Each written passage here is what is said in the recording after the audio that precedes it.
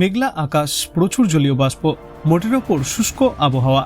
দিনের তাপমাত্রা 2 ডিগ্রি এবং রাতের তাপমাত্রা 3 ডিগ্রি বেড়ে মূলত শীত তো বটেই, শীতের আমেজেও ভাটা পড়েছে। আগামী 9 ফেব্রুয়ারি অর্থাৎ এই উইকেন্ডে সামান্য কমবে তাপমাত্রা। দিন তিনেকের জন্য হালকা শীতের আমেজ ফিরবে রাতে ও ভোরে। তারপর এই মরশুমের মতো শীতের আনুষ্ঠানিক বিদায় ঘটবে।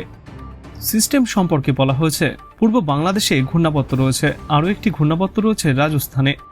জেট স্ট্রিম উইন্ড উত্তর ভারতে রয়েছে। পশ্চিমী ঝঞ্ঝা ও পূবালি হাওয়ার সংঘাতে আবহাওয়ার পরিবর্তনের সম্ভাবনা রয়েছে সমগ্র বাংলায়। গোটা দক্ষিণবঙ্গে দিন ও রাতের তাপমাত্রা প্রায় 7 ডিগ্রি সেলসিয়াস পর্যন্ত আরও বাড়তে পারে। আগামী 8 তারিখের বিকালের পর থেকে পরবর্তী 72 ঘন্টায় পারদ কিছুটা নিম্নমুখী থাকবে। তবে জাকিয়ে শীতের আর কোনো সম্ভাবনাই নেই বাংলাতে। বড়জোর শীতের হালকা আমেজ ফিরবে ভোরের দিকে আর রাতের দিকে। তারপর সরস্বতী পুজো অর্থাৎ পয়লা ফাল্গুন থেকে ধাপে ধাপে দক্ষিণবঙ্গ থেকে শীত বিদায় নেবে। দক্ষিণবঙ্গে কিছু জেলায় আজ হালকা বৃষ্টির সম্ভাবনা রয়েছে। এরই মধ্যে উল্লেখযোগ্য পূর্ব ও পশ্চিম মেদিনীপুর এবং দক্ষিণ 24 পরগনা। দক্ষিণ 24 পরগনা লাগোয়া কলকাতার কিছু অংশে সামান্য বৃষ্টিপাতের পূর্বাভাস রয়েছে।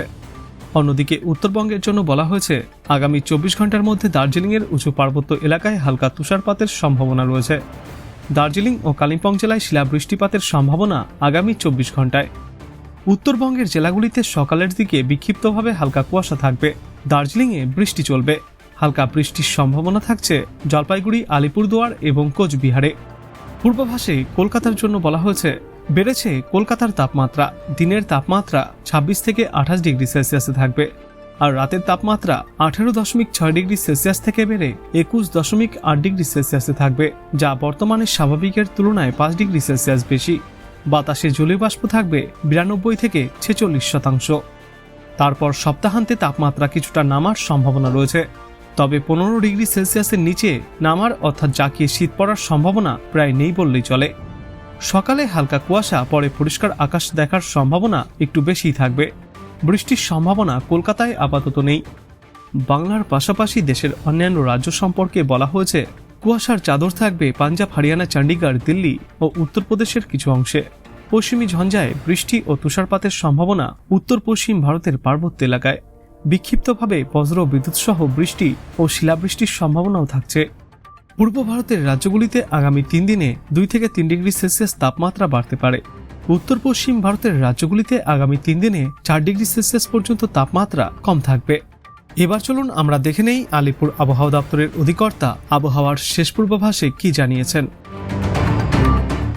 ওয়েদার সিস্টেম উল্লেখযোগ্য কিছু নেই, তবে বঙ্গোপসাগর থেকে জলীয় বাষ্পের প্রবেশ কিছুটা বেশি রয়েছে, যে কারণে গত 24 ঘন্টায় দক্ষিণবঙ্গের পশ্চিমে যে জেলাগুলি আছে সেই সঙ্গে উত্তরবঙ্গের জেলাগুলিতে রাতের তাপমাত্রা বেশ খানিকটা বেড়ে গেছে। দু এক জায়গায় হালকা বৃষ্টির সম্ভাবনা রয়েছে, যেমন পশ্চিম বর্ধমান, বীরভূম, মুর্শিদাবাদ, নদিয়া। এই জেলাগুলো দু এক জায়গায় খুব হালকা ধরনের বৃষ্টির সম্ভাবনা। বৃষ্টিপাতের পরিমাণ খুবই কম থাকবে, ফলে প্রভাব পড়ার মতো কিছু নেই। 6 তারিখে আংশিক মেঘলা আকাশ কয়েক জায়গায় থাকবে। এছাড়া উল্লেখযোগ্য কিছু থাকছে না। 11 তারিখ পর্যন্ত প্রধানত শুষ্ক পরিষ্কার ওয়েদারই থাকবে দক্ষিণবঙ্গে। রাতের তাপমাত্রা বেশি দিকেই থাকবে, তো আগামী 3 দিন খুব একটা কিছু চেঞ্জ নেই। 9 তারিখ থেকে তো সাময়িকভাবে একটু কমবে, সামান্য একটু কমবে রাতের তাপমাত্রা 9 তারিখ থেকে সাময়িকভাবে। সেটা কলকাতা পার্শ্ববর্তী অঞ্চলে গত 24 ঘন্টায় সর্বনিম্ন তাপমাত্রা ছিল 18.6 ডিগ্রির কাছাকাছি, স্বাভাবিকের থেকে প্রায় 2 ডিগ্রির মতো বেশি। তো আগামী 2-3 দিন কলকাতা পার্শ্ববর্তী অঞ্চলে সর্বনিম্ন তাপমাত্রা 20 থেকে 19 ডিগ্রির কাছাকাছি থাকবে, আর সর্বোচ্চ তাপমাত্রা মোটামুটি 28 ডিগ্রির কাছাকাছি। 9 তারিখ থেকে সামান্য একটু কমে যাবে রাতের তাপমাত্রা সাময়িকভাবে। সকালের দিকে কুয়াশা থাকবে আগামী 2-3 দিন। উত্তরবঙ্গের জন্য 5 তারিখে দু এক জায়গায় হালকা বৃষ্টি, খুব হালকা বৃষ্টির সম্ভাবনা কিছুটা বেশি থাকবে দার্জিলিং, কালিম্পং এই সাইডটা।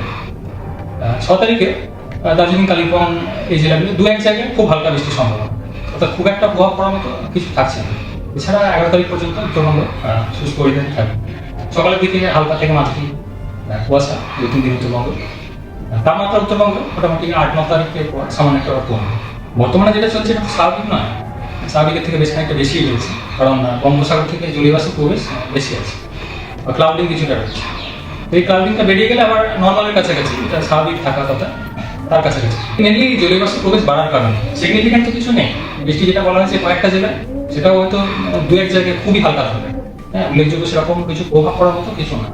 কিছুটা বেশি হতে থাকবে দার্জিলিং, কালিম্পং এই সাইডে। উত্তরের হাওয়া কিছুটা ব্যাঘাত পাচ্ছে, সেই সাথে জলীয়বাষ্পের প্রবেশও বঙ্গোপসাগর থেকে বেশি আছে। তো সেটা একটু কেটে গেলে তো সামান্য একটু ড্রপ করতে পারে রাতের তাপমাত্রা।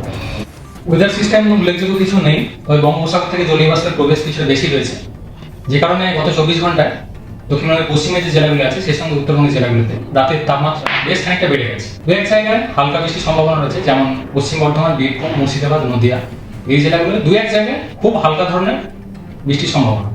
বৃষ্টিপাতের পরিমাণ খুবই কম থাকবে, ফলে এর প্রভাব পড়ার মতো কিছু নেই। 6 তারিখে আংশিক মেঘলা আকাশ কয়েক জায়গায় থাকবে, এছাড়া উল্লেখযোগ্য কিছু থাকছে না। 11 তারিখ পর্যন্ত প্রধানত শুষ্ক পরিষ্কার ওয়েদারই থাকবে দক্ষিণবঙ্গ। রাতের তাপমাত্রা বেশি দিকেই থাকবে, তো আগামী 3 দিন খুব একটা কিছু চেঞ্জ নেই। 9 তারিখ থেকে তো সাময়িকভাবে একটু কমবে, সামান্য একটু কমবে রাতের তাপমাত্রা 9 তারিখ থেকে সাময়িকভাবে। সেটা কলকাতা পার্শ্ববর্তী অঞ্চলে গত 24 ঘন্টায় সর্বনিম্ন তাপমাত্রা ছিল 18.6 ডিগ্রির কাছাকাছি, স্বাভাবিকের থেকে প্রায় 2 ডিগ্রির মতো বেশি।